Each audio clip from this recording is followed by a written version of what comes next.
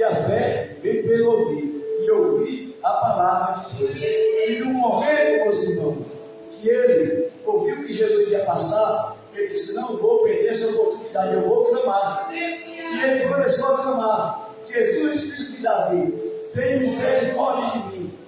Porque, meus irmãos, hoje nós vemos também no nosso tempo, que nós vemos que muitos que estão aí perdidos, muitas vezes, meus irmãos, nós, como evangélicos, nós desprezamos, nós não dizemos perto de nós, mas Jesus não chamou nós para isso. Jesus chamou a nós ajudar o próximo. Então nós vemos, irmão, que no verso 48, que fala: e muitos repreendiam para que se calasse, mas ele clamava cada vez mais: filho de Davi, tem misericórdia de mim. Então, irmão, podemos entender aqui, meus irmãos, que aqueles que estavam, os discípulos e aquela multidão que estava com Jesus, eles começaram a repreender aquele cego. Eles começaram a repreender, ele se calasse, mas ele começou a clamar. Por que ele começou a clamar, meus irmãos? Porque ele não olhou para a multidão. Ele não olhou para a multidão. Porque muitas vezes nós clamamos, acontece, sabe por quê? Porque nós olhamos para as circunstâncias, nós olhamos para as multidões e ficamos com vergonha. Mas você vê que ele não teve vergonha, ele começou a clamar. A multidão disse o quê? Cala-te, não importuna o seu Jesus. Isso que aquela multidão estava querendo dizer. Porque nós vemos, irmão, que lá em Samuel também, Samuel, capítulo 1, verso 1 Samuel, capítulo 1, verso 9, 10 e 11, fala de uma mulher chamada Ana, que ela era estéril. E o que ela fez? Ela começou a clamar por Jesus, orar, porque ela estava vivendo uma situação também, meus irmãos, uma situação que não era muito boa. Ela era uma mulher estéril, mas ela queria mudar, ela não queria viver mais daquele jeito, porque ela era perseguida pela outra mulher que chamava Penina, porque ela era esposa de Eucana. E Eucana ia todos os anos levar sacrifício ao Jesus. Ele era um homem devoto ao Jesus. Mas Ana ia também, e Penina tinha filho, e Ana não tinha. E a Penina ficava zombando de Ana, porque Ana não tinha. Era para ser o contrário, né, meus irmãos? Era para ser o contrário. Era Ana que ia se sentir inveja da outra, não, mas ela não tinha inveja. Quem tinha inveja era a Penina. Então nós podemos entender, meus irmãos, que lá em Salmo 74 diz que o justo clama e o Senhor os livra de toda a sua angústia. Então está falando, os justos clamam e o Senhor livra de todas as angústias. Porque, meus irmãos, vai haver, meus irmãos, oposição. Porque nós vemos aqui que foi a oposição que se levantou quando clamou do céu baixo. Então, sempre, meus irmãos, vai haver oposição. Vai haver, fique tranquilo, que vai haver. Aonde nós vivemos, no passado teve e agora vai ter. Vai ter oposição. Porque a oposição é o quê? A oposição é contra a fé. Contra a fé que eu e você, nós seguimos. Então vai haver oposição. Vai haver oposição, meus irmãos. Muitos vão dizer: você não vai conseguir, você não vai adiante. Para de orar. Por que você está orando pelo seu casamento? Por que você está orando? Para de orar, e você não vai conseguir. Você quer que o seu filho chegue transformado? Para de orar, não vai conseguir. E sempre a oposição vai estar, meus irmãos. A oposição vai estar para atrapalhar você continuar a sua jornada. Sempre vai haver oposição. Mas temos que entender, meus irmãos, a nossa luta não é contra a carne nem sangue. Porque muitas vezes, meus irmãos, nós não temos entendimento, nem compreensão. Se levanta alguém contra nós, o que nós queremos fazer? Muitas vezes nós queremos fazer justiça com as próprias mãos. Ou então nós oramos e assim, não vem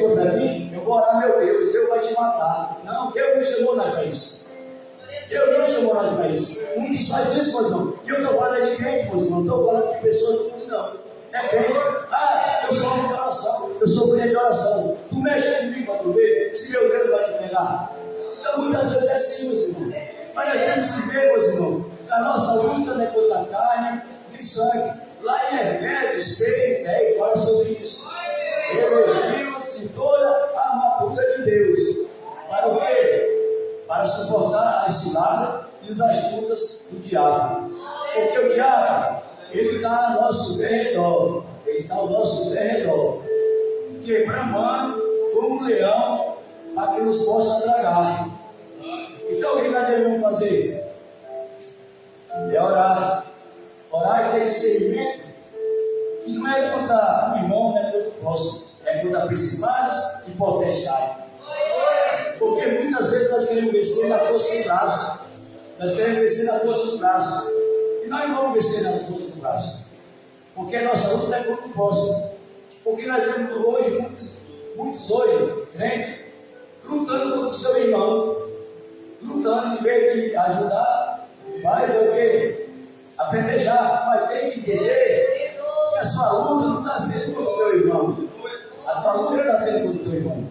A tua luta está sendo como o quê? Como a atuação maligna que está na vida dele. Então muitas vezes é assim. E nós vemos no verso 49, meus irmãos, que Jesus parando e mandou que ele chamasse. Então, chamaram o cego, dizendo: tem bom ânimo, levanta-te e ele te chama. Mas nós vemos aqui, meus irmãos, que já foi diferente. Aqueles opositores que estavam falando para Bartimeu se calar, nós vemos que ele já falava assim: levanta-te e tem bom ânimo, ele te chama. Já foi diferente, meu irmão. Já foi diferente. A conversa foi diferente. Não foi o quê? Falar para ele calar. Ele disse: não, vai lá que ele está te chamando. Então foi diferente. Ele viu que Jesus estava escutando o clamor daquele homem. Então ele disse: agora o jeito que ele está falando, agora nós temos que se calar. Eles foram lá, os que estavam falando, foram lá e falaram: agora vai lá que ele está te chamando. Por quê? Porque nós vamos ensinar a palavra de Deus lá em Hebreus também diz: porque necessidade de paciência para depois haver desfeito a vontade de Deus, possais alcançar a promessa. Então nós devemos ser assim, porque ter paciência que nós vamos alcançar aquilo que nós estamos pedindo. Então é isso que Bartimeu começou. Eu quero ter paciência, mas ele clamava, ter paciência, porque ele sabia que ele ia alcançar a promessa que ele estava buscando.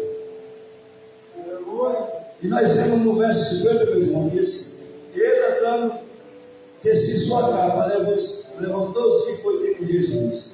Mas só vocês vejam que antes que o povo chamou ele para ir lá ter com Jesus, você veja que antes ele tirou a capa. O que significa a capa?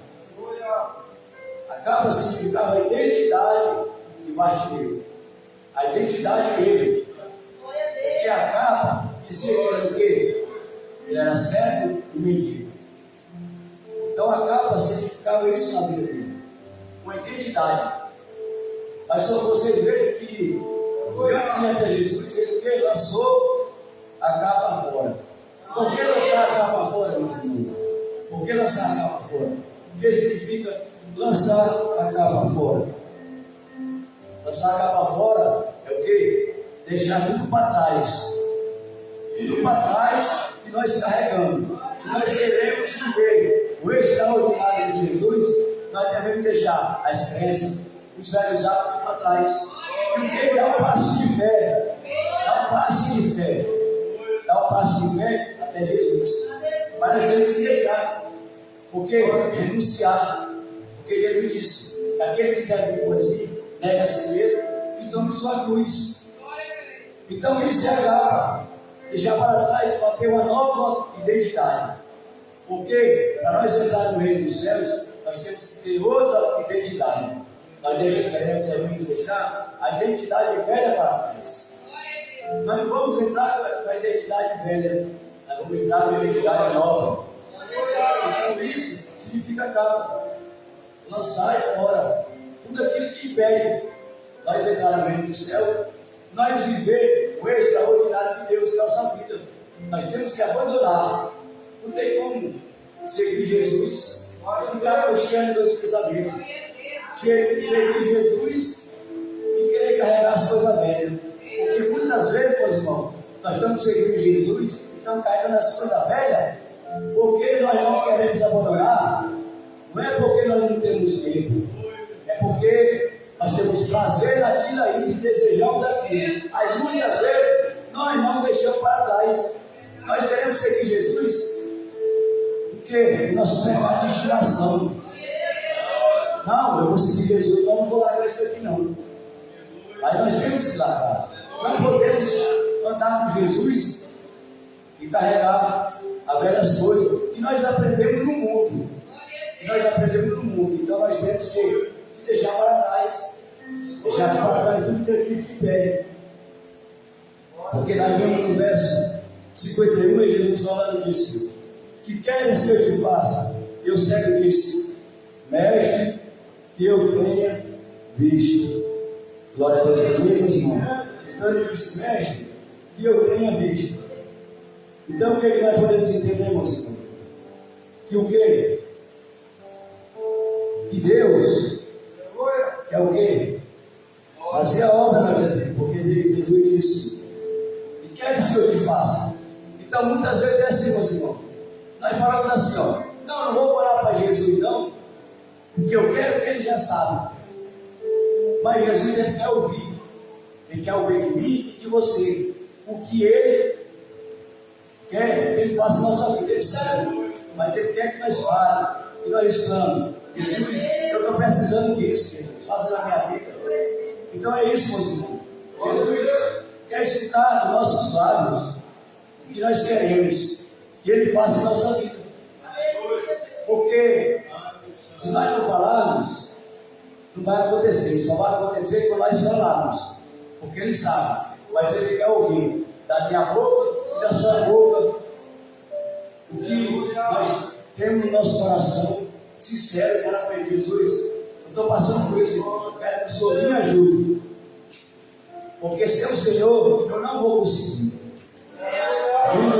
Então é isso. Nós vemos aqui que Jesus queria também que Bartimeu expressasse a sua fé. Expressasse a sua fé naquilo que ele queria. Então isso nós devemos fazer. O quê? Expressar a nossa fé. Jesus vai ver a fé dentro de nossos corações. Ele vai ver o que nós queremos e ele vai fazer. E nós vimos no verso 32 que Jesus disse, Pai, a tua fé te salvou. E logo viu e seguiu Jesus pelo caminho.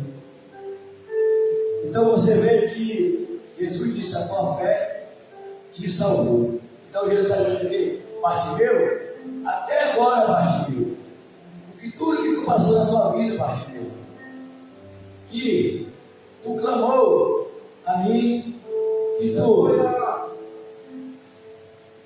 foi repreendido pela multidão, que tu foi caluniado, mas eu te digo, Bartimeu, agora, nesse momento, que a tua fé, aquela fé que desde o início do teu clamor, Bartimeu, que tu teve fé em mim, Bartimeu, essa tua fé, ela te salvou. Por que, meus irmãos? É a fé. A fé que nós temos em Jesus. A fé ela move montanhas. A fé, ela faz nós viver o extraordinário. Então, não sei como é que você chegou aqui essa noite. Mas eu quero dizer para você, meu, que através dessa palavra, meus irmãos, se você tiver fé, pode ser do tamanho do grão de mostarda, que nem Jesus disse, mas ela move montanha. Então, porque muitas vezes nós dizemos assim, eu não tenho fé que nem aquele irmão tem. Muitas vezes nós dizemos assim, eu já ouvi muitos